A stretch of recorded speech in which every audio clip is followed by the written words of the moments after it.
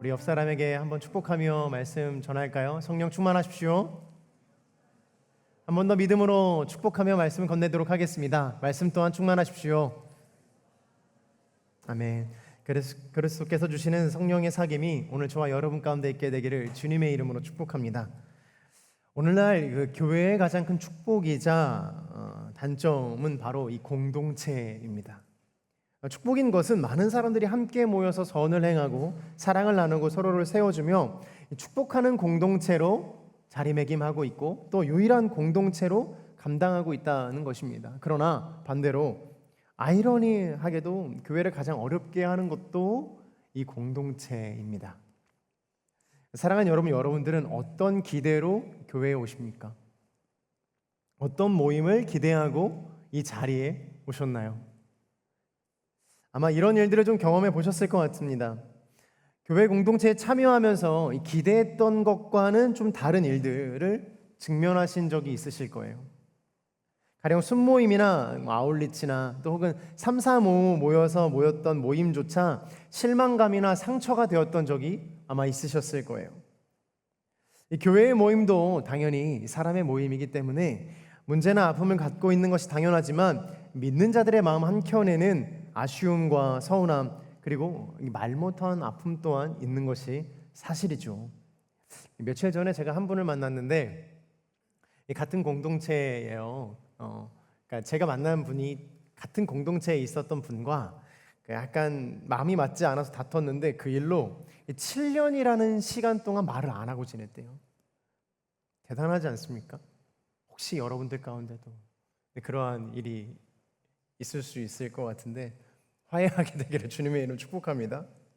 그 이야기를 약간 듣고 있자니 뭐 그래 그럴 수도 있지 라는 생각과 함께 이게 대체 어떤 일이길래 7년 동안 말을 안 하고 지낼 수 있었을까?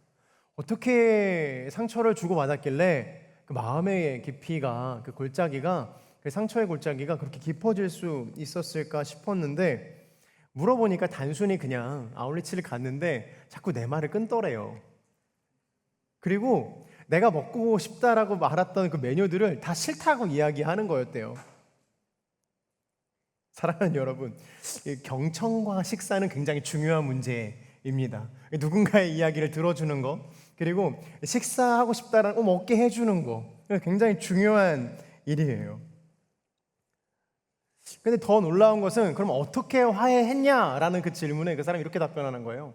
결혼식을 갔는데 같은 피로연 식탁에 앉게 됐다라는 거예요. 그래서 불편해가지고 일어나려고 했는데 그 사람이 갑자기 이렇게 잡더래요. 그냥 앉아서 식사하세요 라고 이야기를 했대요. 어떻게 7년 동안 그렇게 말을 안 하고 지냈던 깊은 마음의 골짜기가 있는 사람이 같이 식사를 한번 하는 것으로 마음이 풀릴 수 있었을까요? 식사를 이렇게 하면서 이런저런 이야기를 나누면서 마음이 풀렸다라는 거예요. 제가 그래서 그랬어요. 야, 참 부질없다. 그렇게까지 하면서 7년 동안 같이 예배당 안에서 예배드리고 한 사람은 싱어하고 한 사람은 자막하고 있는데 참 보기 좋았겠다 막 이러면서 비아냥거렸거든요. 이유 없이 또 풀린 거예요. 그러고서 같이 아울렛도 갔다 오고 잘 지낸다라고 이야기를 합니다. 그런 이야기들을 주고받았어요. 인간관계라는 게 참 오묘합니다. 작은 것에 많은 것을 잃기도 하고 또 아무것도 아닌 것에 큰 것을 얻기도 하는 것 같아요. 이러한 일들이 참 아울리치에서 많이 일어나죠. 아울리치는 정말 특별한 모임입니다. 짧은 시간 안에 급속도로 친해지지만 반대로 짧은 시간 안에 급속도로 멀어집니다. 다시는 안 봐야겠다. 얘는 정말 아니야. 이렇게 판단될 때도 있어요. 밀도 있는 모임을 갖기 때문에 이런 것 같아요. 제가 이 웹공동체에 와서 또 놀랐던 것 중에 한 가지가 그 아울리치를 준비하면서 MT를 굉장히 많이 하더라고요. 근데 놀라운 것은 MT는 보통 제 생각 속에 갔다 와서 하는 거였거든요. 가기 전에 하시더라고요. 일단 모여서 MT 하고 시작하는 거예요. 보통 1박 하는 거는 좀 부담스러우니까 당일 MT를 많이 하시는 것 같아요. 그러니까 아무래도 공동체가 좀 커지다 보니까 다락방 안에서 이름도 모르는 지체들이 있고 또 친하지 않은 지체가 있어서 MT를 먼저 하는 것 같아요. 저는 굉장히 좋다고 생각해요. 나쁘다라는 게 아니에요. 근데 문제는 뭐냐면 계속 MT만 한다라는 거예요. 또 만나고 또 만나고 또 만나고 유사의 MT처럼 계속 먹고 즐기기만 하는 것들도 있을 수 있을 것 같아요. 워십 팀장님이 워십하자고 자꾸 하는데 워십은 그만하고 우리 먹으러 가자. 메뉴 오늘 뭐 먹을 거냐고 자꾸 물어보고, 팀장님이 자꾸 기도하자고 하는데 팀장님 오늘은 이쯤 하면 됐어요. 이제 집에 갑시다 라고 이야기하는 패역한 사람은 없으시죠? 제가 있었던 모 공동체와 모 지역교회에 있었어요. 그래봐야 뭐 제가 있었던 다 아니까 뭐 말하지는 않겠지만 그런 사람들도 있었습니다. 실제로 왜 모여야 하는가, 우리가 무엇을 위해 모였는가에 대해서 잘 모르는 사람들도 있었어요. 물론 모를 수 있죠. 가르쳐 주면은 좋은데 그러한 일들도 잘 일어나지 않았던 것 같아요. 사랑하는 여러분, 우리가 교회에서 맺어가는 관계가 어떤 사귐이고 어떤 모임인지, 특별히 이 순모임이나 아울리치 등이 우리의 모임 안에서 어떻게 친해지는 관계인지에 대해서 정확하게 알 필요가 있습니다. 그런 의미에서 의도하지는 않았지만 오늘 이 설교 본문이 아울리치를 앞두고 있는 우리들에게 큰 가르침을 주는 것 같습니다. 우리들에게 진정한 사귐과 공동체, 복음으로 하나 되는 크리스천의 모습이 무엇인지를 알려주고 있는 것이죠. 3절의 말씀을 함께 봉독해 보도록 하겠습니다. 3절입니다. 시작.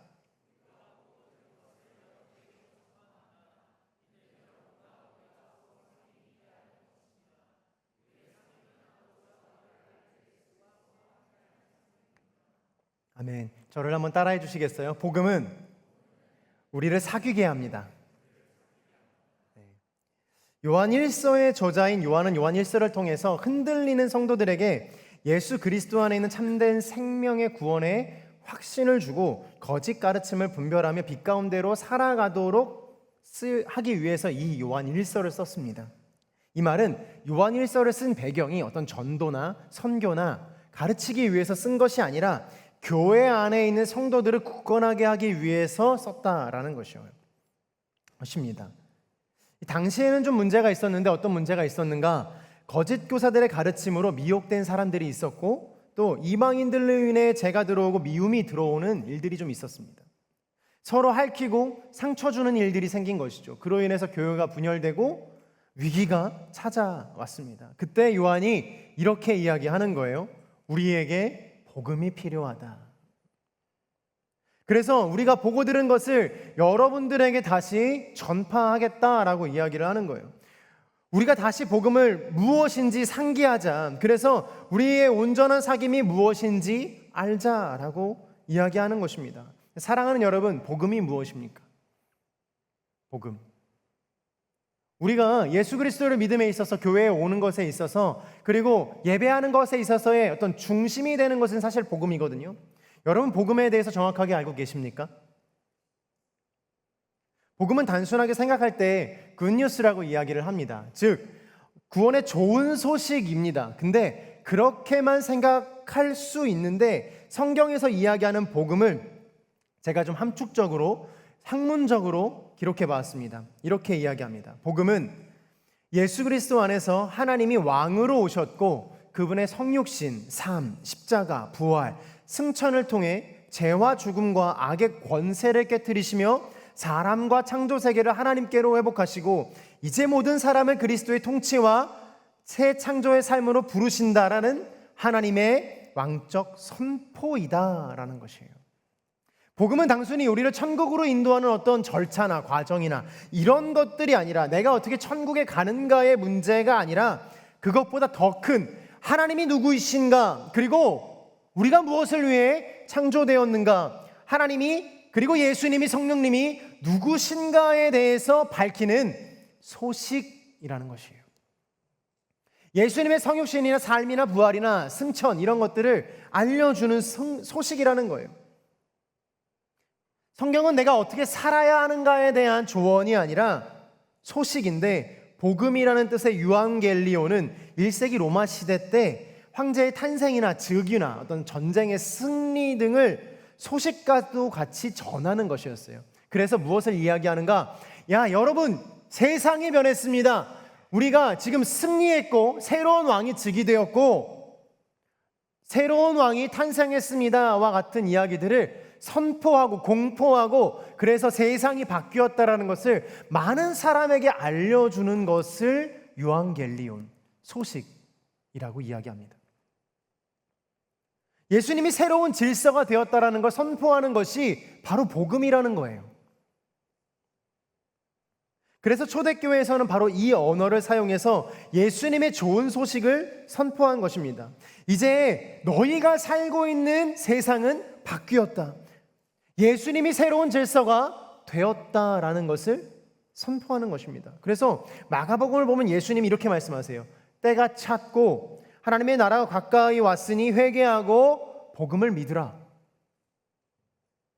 단순히 종교적으로 나를 이제 믿으라 라고 이야기하는 것이 아니라 너희를 위해 새 왕이 왔으며 너희들이 믿고 있던 하나님의 나라가 그 통치가 이제는 나를 통해 이루어질 것이다 라는 것을 이야기하고 그리고 소식을 전파하고 있는 거예요. 나를 통해 새로운 통치가 이루어질 것이니 너희의 삶의 주권을 이제는 바꾸어야 한다라고 선포하는 것이죠. 바울이 말한 복음의 핵심도 구원받는 절차나 방법을 이야기하는 것이 아니에요. 여러분 궁금하시죠? 구원 어떻게 받습니까? 이런 질문들 많이 하지 않아요? 정말로 입으로 고백하기만 하면 구원 받나요? 나 예수님 주로 시인해요 라고 이야기하면 구원 받는다고 했으니까 저는 맨날 시인하니까 구원 받겠죠? 근데 이제 성경 조금 더 아는 사람들은 아닌데 행동으로도 삶으로도 표현돼야 구원을 받는 건데 막 이러면서 어려워지잖아요. 때로는 우리가 이 복음이라는 것, 구원이라는 것, 하나님의 어떤 질서라는 것들을요 어떤 프로세스로 이해하고 생각할 때가 많습니다. 그러나 진짜 하나님 나라의 이야기나 복음은요 그런 절차나 과정이나 순서나 방법을 이야기하는 게 아니라 너의 왕이 오셨다라는 이야기를 하고 있는 거예요. 너를 통치할 왕이 오셨다를 선포하고 있는 것입니다. 그러므로 너의 삶의 태도와 너의 주권을 바꾸라라는 것이에요.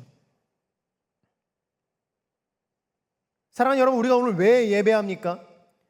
우리가 왜 많은 비용을 들여서 선교하고 아울리치 합니까? 왜 우리가 헌신합니까?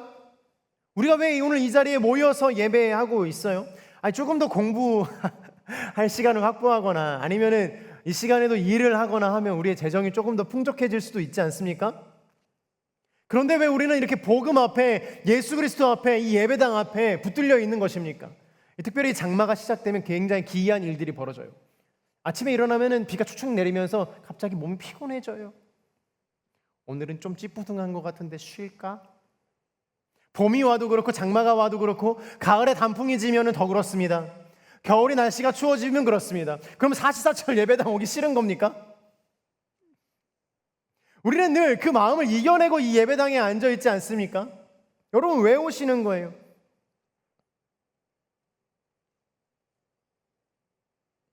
이러한 복음의 측면에서 봤을 때 예수 그리스도가 우리의 주인이 되신다, 메시아가 되신다, 우리의 삶의 주권을 담당하실 분이 오신다라는 것은요, 복음은 결국 우리를 사귀게 한다라는 것을 오늘 요한 1서의 말씀을 이야기하고 있는 거예요.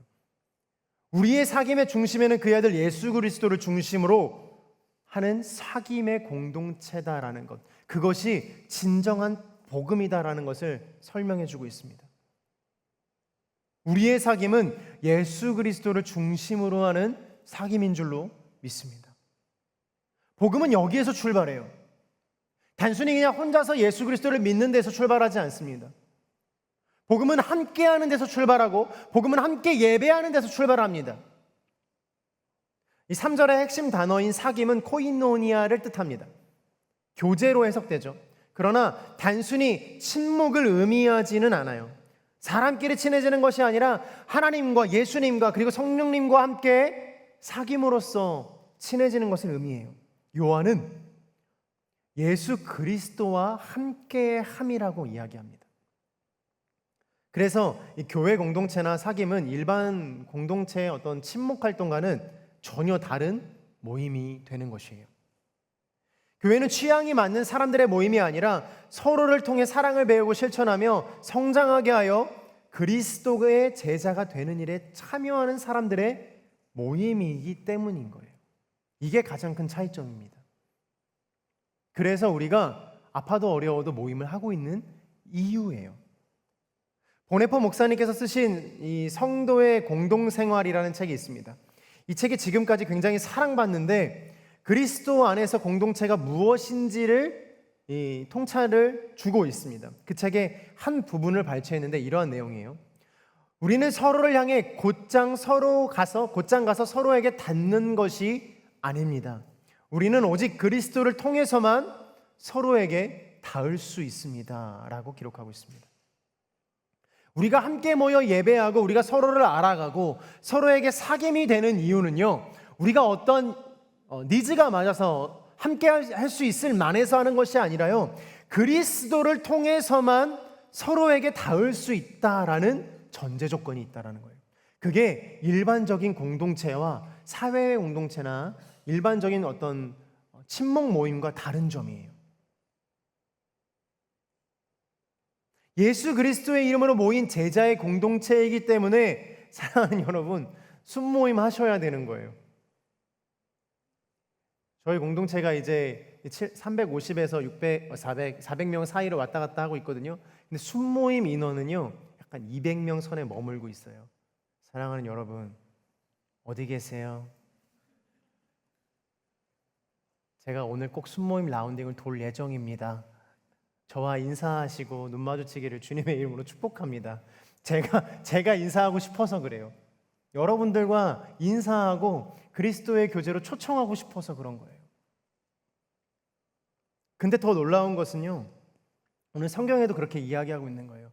진짜 복음을 아는 사람들은 사귐에 들어가게 되고 그 사귐의 모임 안에서 하나님의 나라와 하나님의 제자된 예수 그리스도 제자된 길을 가게 된다라는 것을 설명하고 있는 거예요. 예배를 드리고 주일 성수하는 것도 굉장히 중요하지만 복음의 본질은 예수님이 중심이 되는 사귐이 있어야 하기에 함께 모여서 성경을 나누고 예수님을 나누고 또 삶을 나누는 것이 중요할 수밖에 없는 거예요. 모여야 사랑을 나눌 수 있고 모여야 그리스도의 참된 제자된 삶을 살도록 훈련할 수 있는 거예요. 아마 특별히 좀 축복하고 싶은 것은요, 순모임 안 하시는 분들 중에서는 이렇게 또 다양한 이유로 순모임을 안 하는 이유가 있을 거예요. 가령 뭐 좀 이렇게 전 교회에서나 혹은 사람에게서 상처를 받았다든지, 아니면 저희 웹공동체에서 안 좋은 일이 있었다든지, 아니면은 뭐 정말로 모임에 가는 것이 너무 어렵고 말 섞는 것조차 굉장히 힘든 개인적인 사정이 분명히 있을 수 있습니다. 그럼에도 불구하고 여러분들 축복합니다. 여러분들이 순모임 가운데로 교회 공동체 안으로 들어오게 되기를 주님의 이름으로 축복해요. 반면에 그냥 안 하는 분들도 분명히 있습니다. 왜 안 하시는가 제가 곰곰이 한번 생각해 봤어요. 내가 순모임을 안 한다고 생각하니까 벌써 기분이 좋아요. 야, 오늘 저녁은 뭘 먹을까? 엄마의 맛있는 찌개를 먹을까? 뭘 사달라고 할까? 빨리 카톡이나 연락을 돌려서 오늘 만나자고 하고, 오늘 비가 오니까 파전에 이건 아니죠. 순모임 안 하면 교회 공동체 주일 예배만 딱 드리면 너무 편한 거예요. 생각만 해도 기뻐요. 즐거워요. 불편함이 없어요. 모르는 사람과 얼굴 마주대고 네, 전 잘 지냈어요. 막 이럴 필요도 없고, 어떤 일이 있었어? 저는 잘 지내고 있어요. 이렇게 막 억지로 이야기하지 않고, 순장님이 기도 제목 있으면 얘기해보라는 그 질문에 기도 제목 짜내지 않아도 되고, 나 평소에도 기도 안 하는데 순장님 자꾸 기도 제목 물어보고 짜증나는데 막 어떻게 해야 될지도 모르겠고, 옆에서 울고 있는데 다 같이 위로해주는, 난 아무렇지도 않은데 이 사람 왜 우는지도 잘 이해가 안 되고 도저히 알 수가 없는데 왜 모여야 하는가? 내가 예수님만 잘 믿으면 되고 하나님 앞에 기도만 잘하면 되고 나 찬양 뜨겁게 하고 기도도 하고 새벽 예배도 가고 다 하는데 순모임 좀 안 한다고, 모이는 거 좀 안 한다고, 아울리치 좀 안 간다고 내 신앙에 문제가 있을까? 사랑하는 여러분, 문제가 있습니다. 아울리치도 마찬가지 아닙니까? 아울리치 가면 불편한 일들이 참 많아요. 오늘 바울로부터 이렇게 갔었던 이야기들을 조금씩 여러분들과 풀어드리려고 하는데, 그 중에 한 가지 재밌는 일들이, 역대급으로 이 바울로부터의 멤버들이 시간 약속을 정말 잘 지키는 거예요. 늦는 사람이 없어요. 그러다가 제가 체력이 딸려서 제가 좀 하루 이틀 정도 마지막에 늦었거든요. 그랬더니 득달같이 제 이름 태그해가지고 늦었다고 박제하는 거예요. 누가요? 누구 있어요. 말하진 않을게요. 찾지 마세요. 목사 좀 봐주지. 목사도 얄짤 없는 거예요. 서로가 서로에게 굉장히 훈련이 되는 과정 중에 있는 거예요. 저도 훈련 받고 여러분도 훈련 받고. 그랬더니 그 가이드분 중에 한 분이, 이렇게 질서 정연하고 이렇게 시간 약속 잘 지키는 팀은 난생 보지를 못했다라고 말하면서 너무나도 사랑하고 예뻐해 주시는 거예요. 그러면서 얼마나 목사가 잡돌이를 했으면 지체들이 이러는가. 너무 억울했어요. 몇 마디 하지 않았거든요. 이 자리를 빌어서 감사하다는 이야기를 드리고 싶어요. 불편해요. 나는 내 생활 패턴도 아니고 내가 해야 되는 일들도 아니고, 나는 아침에 일어나서 아침도 안 먹고 싶고 하는데 자꾸 오라고 하고 먹자고 하고 이야기하자 그러고, 버스에 타면 누군가 자꾸 나눔하고 난 쉬고 싶고 자고 싶은데 계속 목사님 와서 말 걸고, 괜찮아? 목사님 뭐가 괜찮냐고요. 목사님 좀 가면 냅두세요. 그런 패역한 사람은 없었어요. 불편해요. 하여간 불편해요. 사람과 같이 하는 게 쉽지는 않습니다. 그런데요, 그리스도의 모임에 참여하지 않는다면요, 사랑하는 여러분 반쪽짜리 신앙생활을 하고 있는 거예요. 이것이 무엇을 의미하는가? 잘 들어주세요. 내가 하나님과 결혼은 했지만 결혼 생활은 하기 싫다라고 이야기하는 거예요. 내가 하나님을 사랑하기는 하지만, 그래서 결혼도 하고 어떤 결혼식의 세레머니도 했지만 결혼 생활은 불편하니까 결혼 생활은 하지 말자라고 이야기하는 것과 마찬가지인 거예요. 섬김도 마찬가지입니다. 선교도 마찬가지입니다. 내가 하나님을 사랑하지만 사랑을 나누지는 않겠다라고 이야기하는 것과 마찬가지인 거예요. 성도의 모임은 그래서 결혼 생활과 같은 거예요. 불편한 일들이 계속 이루어지고 서로를 배려해야 하는 일들이 이루어지고 사랑을 실천해야 하는 장소가 생기는 것이에요. 사랑하는 여러분 결혼식만 하고 싶으신 분 계세요? 나 결혼식만 좀 하고 싶다. 결혼식 너무 멋있잖아요. 드레스 막 입고 촤 런웨이 그 샹들리에 밑에서 이렇게 걸어가고 꽃 뿌려주고, 형제들 막 턱시도 입고 가면서 막 자신 있게 걸어가서 이렇게 인사하고 그랬는데, 결혼식 딱 끝난 순간, 야 오늘 수고했다. 너무 좋지 않았어? 이제 갈 길 가자. 이러시는 분 계세요? 사실 결혼식은 결혼에서 가장 중요한 세레머니 중에 하나지만, 결혼이라는 것 중에서 가장 더 중요한 것은 결혼 생활이죠.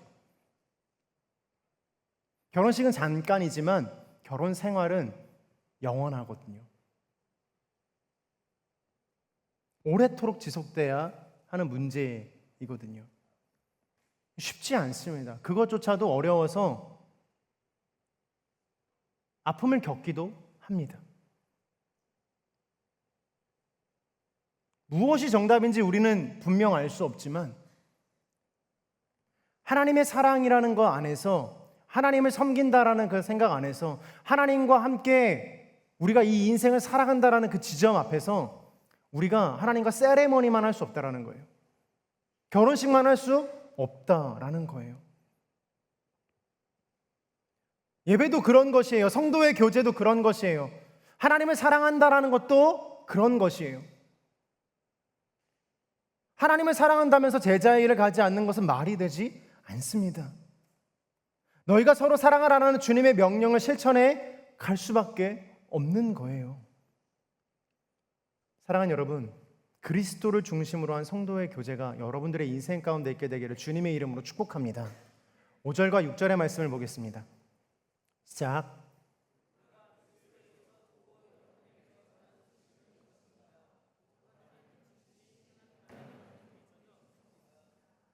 만일 우리가 하나님이 사귐이 있다고 하면서 여전히 어둠 가운데 행한다면 우리는 거짓말하는 것이며 진리를 따라 사는 것이 아닙니다. 한 번 더 저를 따라해 주시겠어요? 복음은 우리 안에 있는 어둠을 물러가게 합니다. 텍스트가 있으니까 한번 풀로 읽어볼까요? 시작. 아멘. 성경은 빛과 어둠에 대해서 이야기할 때 빛과 어둠이 함께 공존한다라고 이야기하지 않습니다. 사실 빛과 어둠은 대등한 존재가 아니거든요. 빛이 있으니 당연히 어둠이 있는 것이 아니라 과학적으로 해석해도 어둠은 존재가 아닌 부재로 해석합니다. 존재가 아닌 부재로 해석해요. 빛은 광자라는 형태로 존재하거든요, 실제로. 할렐루야. 또 뭐 이상한 말 하려고 아닙니다. 근데 어둠은요, 광자와도 같은 그런 입자가 없어요. 빛맛, 광자라는 입자가 있어서 빛을 낼 수 있는 거예요. 어둠이 존재하지 않는다라는 것이에요. 단지 그 공간 안에 빛이 부재하다라는 것이죠. 유사한 것으로 비유하자면요, 여러분 추위에 대해서 아세요? 추위 아시죠? 이제 곧 한참 더워지니까 곧 추위가 오는 건 아니죠. 저는 추위에 좀 강한 편인데, 추위는요 차가운 에너지가 있는 것이 아니라 열이 부족한 상태인 거예요. 고요함은요 소리가 존재하지 않는 상태인 거예요. 어둠 또한 이러한 측면에서 빛이 없는 것, 빛이 부족한 것을 이야기하는 겁니다. 그래서 빛과 어둠이 싸워 이긴다라는 표현은요 다소 정확하지 않은 표현이에요. 왜냐하면요 어둠은 이 빛에게 싸움의 대상이 되지 않기 때문이에요. 빛이 들어올 때 어둠이 막 싸워가지고 조금씩 물려가는가? 그렇지 않아요. 공간 안에 빛이 도달하는 순간 그곳은 즉시 밝아지고 어둠은 사라지게 되는 것이에요. 왜냐? 그 공간 안에 빛이라는 존재가 이제 존재하기 시작했기 때문이에요. 어둠과 빛이 싸우는 개념이 아니라는 거예요. 요한복음 8장 12절의 말씀을 함께 읽도록 하겠습니다. 시작. 다시 말씀하셨습니다.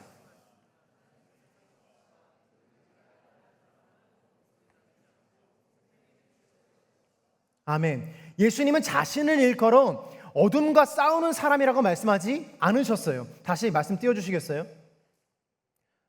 예수님께서는요 자신을 소개할 때 이렇게 말씀하시는 거예요. 나는 세상의 빛이라. 누구든지 나를 따르는 사람은 어둠 속에 다니지 않고 생명의 빛을 뭐라고요? 얻을 것이다 라고 이야기합니다. 어둠을 우리 입으로 물러가게 하신다라고 이야기하지 않으셨어요. 그냥 나는 빛이다 라고 말씀하신 거예요. 빛이신 예수님께서 존재하면 어두움은, 사단의 속삭임은 자연스럽게 사라지게 되는 것입니다. 할렐루야. 우리 안에 있는 어둠도 마찬가지인 거예요. 주님은 우리에게 빛으로 나아오라고 말씀하세요. 어둠과 싸워서 이겨라라고 말씀하시는 것이 아니라 그냥 빛인 나에게로 너는 오라 라고 말씀하시는 것입니다. 오늘 본문 5절과 6절의 말씀 다시 한번 볼까요? 우리가 그리스도에게서 듣고 여러분들에게 전하는 소식은 이것입니다. 곧 하나님은 빛이시니 하나님 안에 어둠이 뭐라고요? 전혀 없습니다. 만일 우리가 하나님과 사귐이 있다고 하면서 여전히 어둠 가운데 행한다면 그것은 뭐라고요? 거짓말이다. 왜냐? 왜요? 제가 아까 전제했죠. 어둠과 빛에 대해서 전제했죠. 어둠과 빛은 동시에 존재할 수 없고 어둠은 빛이 부재한 상태니까 빛이 들어오는 순간 내 안에 있는 어두움은 있을 수가 없는 거예요. 그게 주님께서 우리에게 빛으로 오셨다라는 뜻입니다. 내 안에 아무리 큰 어둠이 있고 내 안에 아무리 큰 아픔과 슬픔과 죄악들이 있을지라도 빛이신 주님이, 생명이신 주님이 우리 안으로 들어오는 순간 그 모든 것들은 사그라든다라는 거예요. 여러분 이 예배당을 한번 어둡게 해볼까요? 한번 조명 꺼보시겠어요? 다 꺼주세요. 다 꺼주세요. 이것도 꺼주세요. 얘 내려주세요. 네, 이것도 꺼주세요. 화면도 꺼주세요. 얘도 못 끄나? 됐습니다. 얘 화면 끌 수 있어요? 그만 내리세요. 그만 내리세요. 네, 화면도 검정색으로 바꿀 수 있어요? 이것도 꺼줄 수 있어요? 훌륭한 우리 최세용 씨. 이것도 꺼줄 수 있어요? 검정색으로 바꿔줄 수 있어요? 화면이요. LED요. 보세요. 다 어두워졌습니다. 그러나 여러분 보여요? 안 보여요? 완전한 암흑을 만들 수 없어요. 어디에서든가 한 곳이라도 빛이 있는 존재가 있다면, 빛을 밝히는 존재가 있다면요, 무조건 볼 수 있게 되어 있어요. 단순히 그냥 내 마음이 어두워서, 단순히 그냥 내 마음이 죄악 가운데 찌들어서, 단순히 그냥 내가 너무나 힘든 상태에 있어서 아무것도 볼 수 없다라는 것은요, 사실 거짓말이에요. 주님이 빛이시기 때문에, 주님이 우리 가운데 오신 생명이시기 때문에 어디에서부터나 작은 빛이 우리 마음 가운데 스민다면 우리는 볼 수 있어요. 벌써 눈이 다 적응하지 않았나요? 이제 켜주세요. 빛은 그런 거예요. 우리 안에 빛도 마찬가지인 거예요. 예수 그리스도가 우리 안에 어떻게 들어와 계시는가? 애매하게 들어와 계시지 않으신 거예요. 나는 빛이라, 내게 나오라, 내가 너를 밝히리라, 어둠 가운데 있는 너를 내가 밝히리라 말씀하시는 것은요, 단순히 그냥 말씀하시는 것이 아니라 네가 빛으로 오신 나를 경험하고 내가 네 안에 있다면 너는 더 이상 어둠 가운데 거할 수 없다라는 것이에요. 이게 그런 의미입니다. 하나님을 사랑한다고 하면서 사랑의 모습이 보이지 않는다면, 열매가 맺히지 않는다면 사랑하지 않는구나라고 생각하는 거예요. 사랑이 어떻게 말로만 할 수 있겠습니까? 절대 그렇게 못합니다. 사랑은 여러분, 이건 너무 위험한데요. 연애 해보셨죠? 해보시게 되기를 주님의 이름으로 축복합니다. 하게 되실 거예요. 연애하면요, 뭐라도 주게 되어 있어요. 야, 오다 주었다. 너무 별로예요? 뭐라도 주게 되어 있어요. 안에 있는 사탕이라도 이거 먹을래? 주게 되어 있다고요. 따뜻한 사랑을 하게 되기를 주님의 이름으로 축복합니다. 사랑이라는 게 그래요. 사랑한다고 하면서 말 안 걸 수 없어요. 사랑한다고 하면서 관심이 없을 수 없어요. 가서 물어보게 되고, 가서 인사하게 되고, 가서 뭐라도 물어보게 돼요. 쓸데없는 말이라도 하게 돼요. 사랑의 마음이에요. 사랑을 숨길 수가 없어요. 주님이 이렇게 말씀하시는 거예요. 네가 아무리 어두운 어둠일지라도 내가 빛인데 어떻게 네가 어두울 수 있겠느냐. 네가 그 주님을 사랑한다고 하면서 어떻게 너의 마음에는 여전히 사랑이 없고 죄악 가운데 거할 수 있느냐. 사랑하는 여러분, 이 말씀은요, 우리를 정죄하는 말씀이 아니에요. 내가 여전히 죄인이라는 판결을 내리는 말씀이 아니라는 거예요. 주님이 내가 빛이니 이제 나에게로 나아오라 라고 말씀하시는 주님의 초청인 것이요, 계속해서 나아오라고 말씀하시는 겁니다. 주님의 사귐은요, 우리를 빛으로 불러내요, 우리 안에 있는 모든 어두움을 몰아내고 주님의 사랑으로 가득하게 하시는 줄로 믿습니다. 마지막 7절의 말씀을 함께 보도록 하겠습니다. 7절입니다. 시작.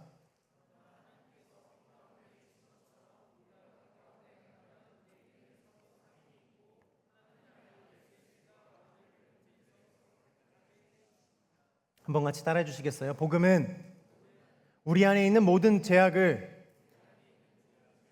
물러가게 합니다. 다시 한번 스스로에게 선포할까요? 시작. 복음은 우리 안에 있는 죄악을 물러가게 합니다. 사랑하는 여러분, 죄악 가운데서 빠져나오는 가장 확실하고 빠른 방법은 뭔지 아세요? 기도를 빡세게 하는 걸까요? 금식하는 걸까요? 찬양을 막 10곡씩 100곡씩 1시간씩 부르는 걸까요? 세상과 단절하는 걸까요? 치열하게 싸워서 나를 묶는 걸까요?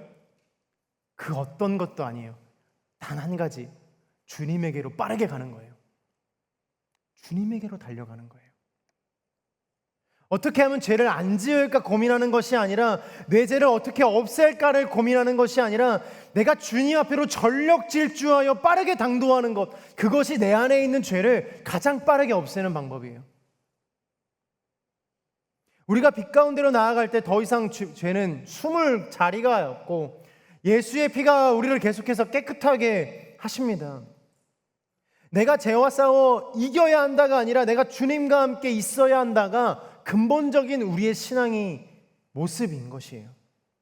주님을 바라만 보는 것이 아니라 주님이 계신 곳으로 우리가 달려가는 것이에요. 우리의 죄가 깨끗하게 된다는 것은 어떤 것을 의미할까요? 오늘 요한일서 1장 7절의 말씀에서 깨끗하게 해주십니다 라는 말은 헬라어로 좀 풀이해 봤을 때 현재 진행형으로 해석합니다. 깨끗하게 해주시는 중. 한 번 씻고 끝난 것이 아니라 계속해서 우리를 깨끗하게 하신다라는 거예요. 빛으로 나아올 때마다, 네가 빛으로 나와서 내 마음의 어둠들을 몰아낼 때마다 내 마음을 깨끗하게 해주신다라는 거예요. 계속 붙드시는 것입니다. 우리를 계속 회복시키시는 거예요. 그러므로 빛 가운데 행한다라는 것은요, 이제 내가 죄가 하나도 없는 사람이 되었다라는 말이 아닙니다. 오히려 반대예요. 빛 가운데 행한다라는 것은 이제 더 이상 나는 죄를 숨기지 않는 사람이 되겠습니다라는 이야기고, 더 이상 나는 어둠을 피난처로 삼는 사람이 아니다라는 걸 이야기하는 것이고, 더 이상 나는 내 죄를 합리화하지 않겠다라는 것을 선포하는 사람이 되는 것이고, 더 이상 나는 하나님 앞에서 인생의 가면을 쓰지 않겠다라는 것이에요. 빛 가운데 행한다라는 것은 주님 앞에 나와 이렇게 이야기하는 것이죠. 주님, 내 안에 아직 어두움이 있습니다. 주님, 내 안에 아직 죄의 습관이 있습니다. 주님, 내 안에 아직 거짓과 교만과 탐욕과 탐심과 음란과 우상의 섬김들과 자칫하면 넘어져 하나님이 없다라고 이야기할 만한 교만함들이 나의 인생 가운데 있습니다 라고 이야기하는 것이에요. 빛 가운데로 나아오라. 빛 가운데로 나아오라.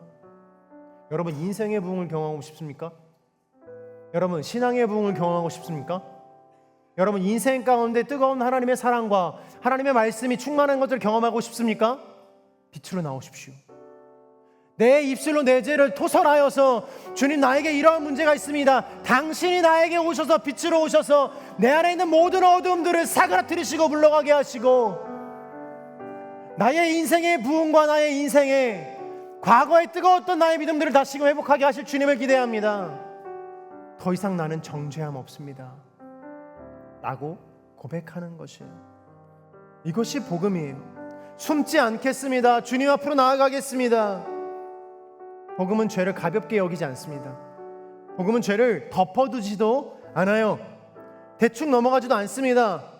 그러나 복음은 죄를 빛 가운데로 끌어냅니다.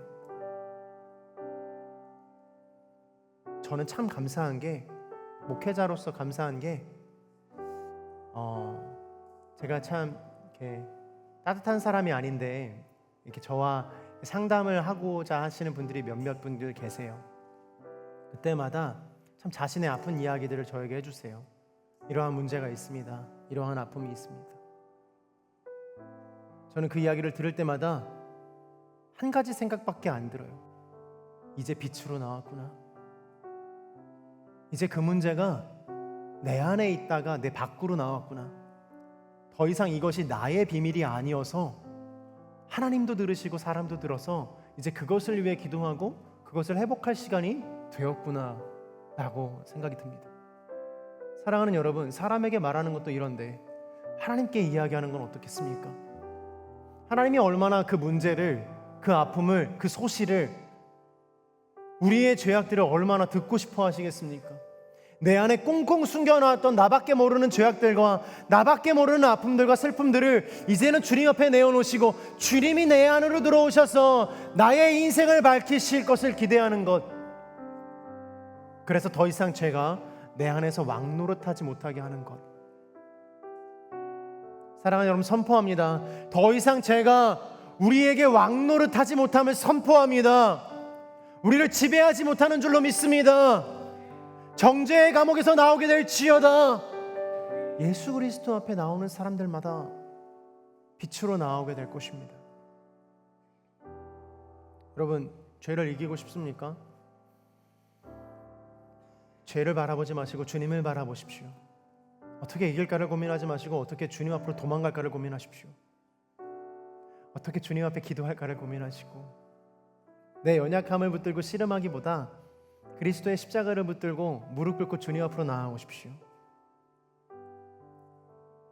그럴 때 빛으로 오신 주님이 우리를 진정한 사귐으로 초대하시고 공동체의 교제 안에서 우리를 제자되게 하시며 서로가 서로를 아름답게 빚어가는 거룩한 공동체로 세워주실 것입니다.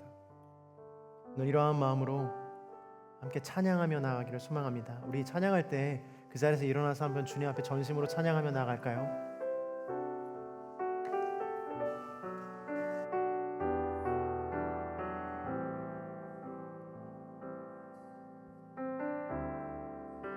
빛으로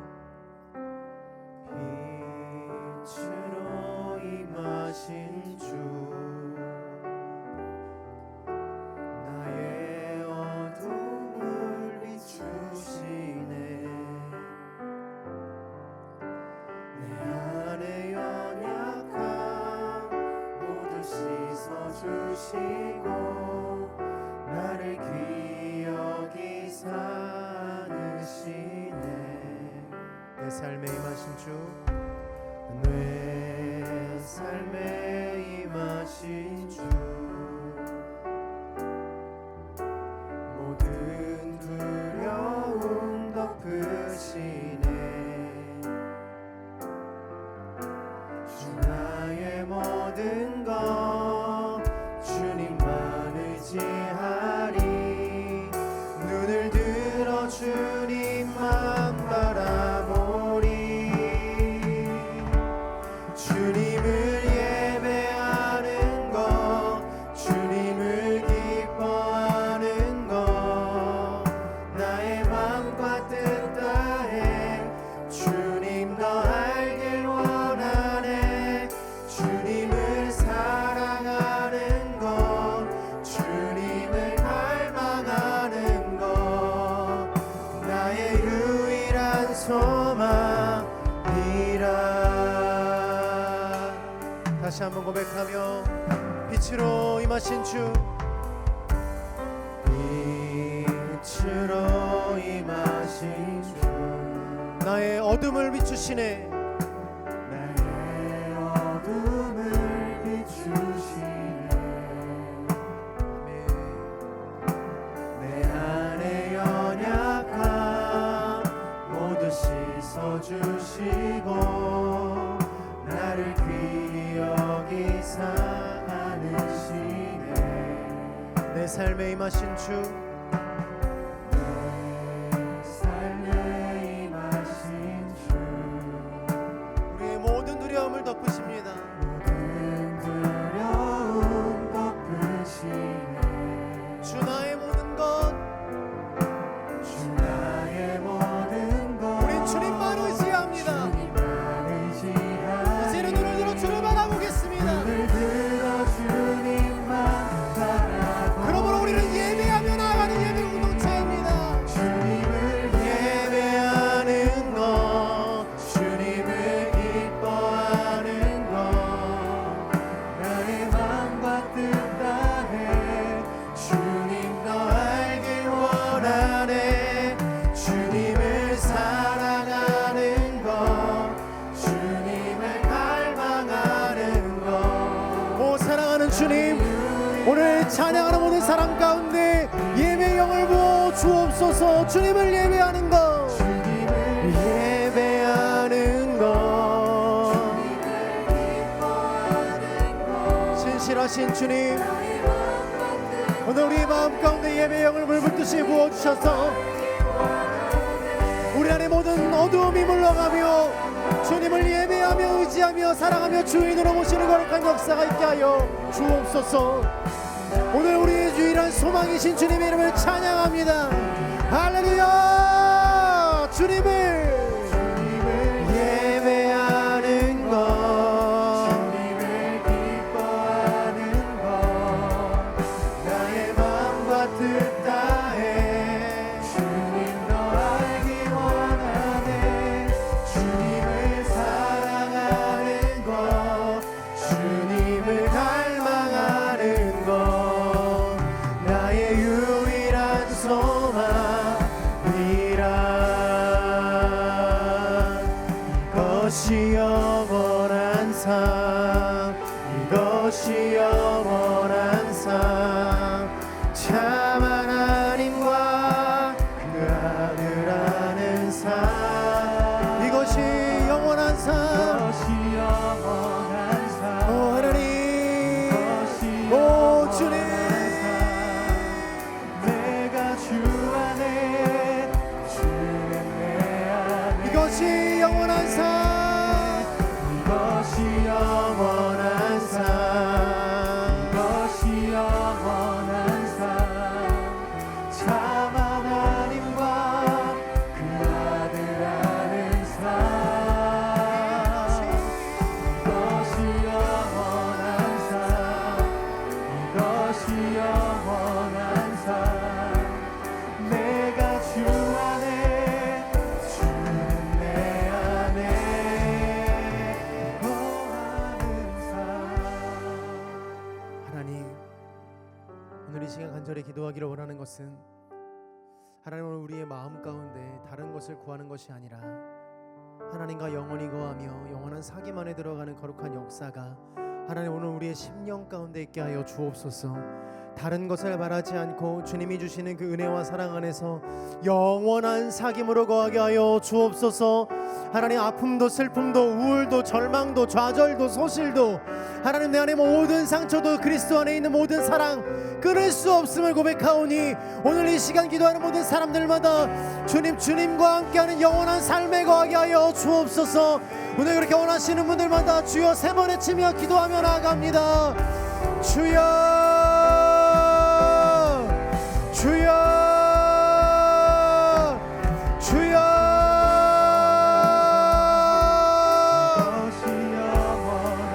신실하신 주님,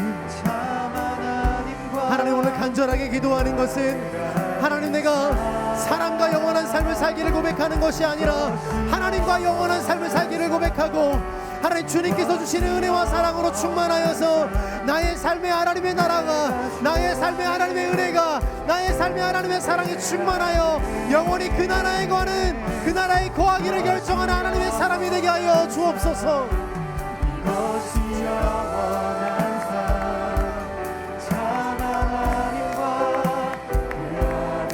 오늘 우리의 삶을 바꿔주십시오. 오늘 우리의 원함을 바꿔주십시오. 오늘 우리의 입술의 기도를 바꿔주십시오. 오늘 우리의 하나님 기도를 바꿔주십시오. 하나님 오늘 우리가 하나님 바뀌지 아니하면 오늘 우리가 하나님 앞에 하나님 영원한 삶을 고백하지 아니하면 하나님 나의 인생에 영원한 것이 없음을 고백합니다. 내가 무엇을 구하겠습니까? 내가 무엇을 원하겠습니까? 하나님 돈입니까? 재물입니까? 사랑입니까? 관계입니까? 나의 잘됨입니까? 하나님 내가 원하는 것은 당신과 영원한 삶을 사는 것입니다. 당신이 내 삶에 들어와 나의 삶의 빛으로 들어와 나의 모든 어둠을 내모는 것입니다. 내가 주 안에 사람이 나를 위로할 수 없고 하나님 그 어떤 것도 내 마음을 채울 수 없었습니다. 내 안에 가득한 어두움들과 내 안에 가득한 음란함들과 우상의 추악함들과 하나님 아무것도 나의 삶에 돌아볼 수 없었던 영혼들 가운데 하나님 오늘 빛으로 오셔서 하나님의 삶을 살아가는 거룩한 역사가 있게 하여 주옵소서.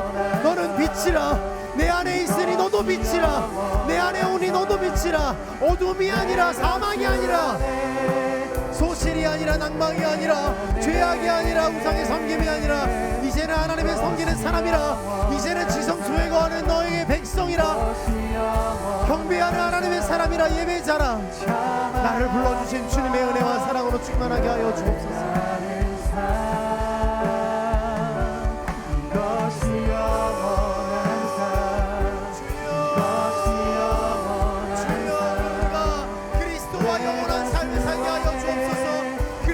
영원한 삶을 하나님 원합니다. 이것이 영원한 삶, 이것이 영원한 삶, 참 하나님과 그 아들 아는 삶,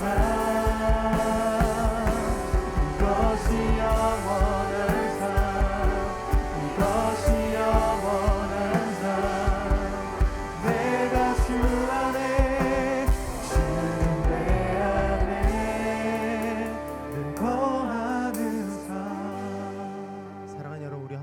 나아갑시다. 여러분 회개하는 것을 두려워하지 마십시오. 회개는 정죄하고 판단하는 것이 아니라 나의 죄를 고백함으로써 내가 어떤 사람인지를 확인하는 것이 아니라 하나님 나에게 이런 문제가 있습니다. 당신이 필요합니다를 요청하는 SOS입니다. 움직이지 아니하는 내 마음과 바꿀 수 없는 나의 영혼 속에서 SOS를 보내는 거예요. 앰뷸런스를 보내달라고 요청하는 거예요. 주님 내가 지금 심장마비로 쓰러지고 있사오니 하나님 내가 무너지고 있사오니 하나님 나를 구해주십시오. 하나님 내가 죄악에 속박받지 않는 사람이 되도록 하나님 내가 죄의 다스림을 받는 사람이 되지 않도록 주님 나를 구원하여 달라고 하나님 나의 이런 문제가 있다라고 이야기하는 거예요.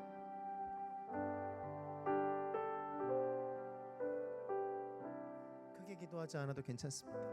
그러나 용기 있는 사람이나 그러나 내가 믿음의 사람이라면 여러분 누가 안 듣습니다.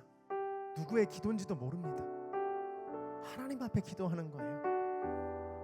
주여 한번 외치고 우리 회개하며 기도하며 나아가도록 하겠습니다. 주여,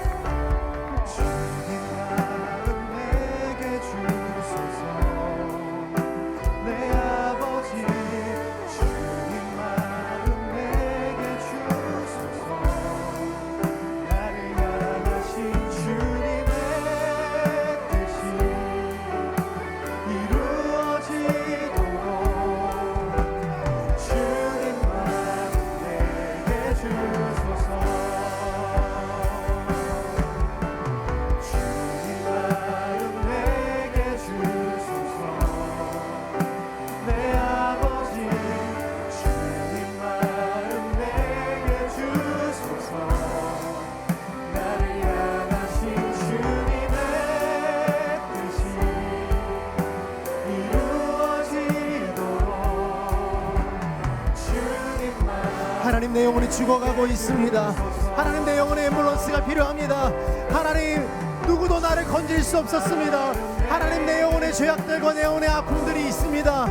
하나님, 빛으로 오셔서 하나님 그리스도의 진정한 사귐으로 말미암아 하나님 나를 고쳐주시고 나를 회복시키시며 다시 이제 낙망하고 낙심하여 되도록이는 것이 아니라 하나님, 내가 하나님의 사람으로 살아가기를 결단하는 거룩한 역사가 있게 하여 주옵소서.